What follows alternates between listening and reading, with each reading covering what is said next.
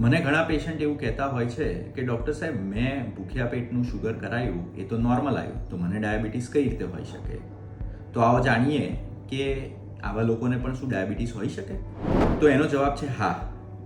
ભૂખ્યા પેટનું sugar normal હોય એવા લોકોને પણ ડાયાબિટીસ હોઈ શકે. તો કેમ? ઘણીવાર જ્યારે ડાયાબિટીસ સ્ટાર્ટ થાય ત્યારે ઘણા લોકોને જમ્યા પછીનું શુગર જ ખાલી વધતું હોય છે, અને એ જમ્યા પછીનું શુગર સવારે પણ હોઈ શકે, બપોરે પણ હોઈ શકે અને રાત્રે પણ હોઈ શકે. સો ફક્ત આપણે જો સવારનો ભૂખ્યા પેટનો શુગરનો ટેસ્ટ કરાવીએ તો અમુકવાર નોર્મલ આવે. તો આવા સંજોગોમાં કયો ટેસ્ટ કરાવવો જોઈએ? સો ડાયાબિટીસ છે કે નહીં એ જાણવા માટેનો સ્ટાન્ડર્ડ ટેસ્ટ છે HbA1c. એનો મતલબ કે એ 3 મહિનાનું એવરેજ શુગર દેખાડે છે.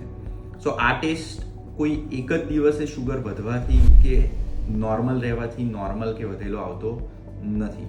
એ 3 મહિનાનું એવરેજ શુગર બ્લડમાં કેટલું રહ્યું છે એ દેખાડે છે.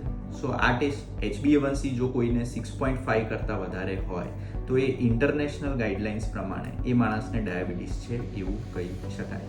અને આવા લોકોને સવારનો ભૂખ્યા પેટનો ટેસ્ટ નોર્મલ પણ આવી શકે છે.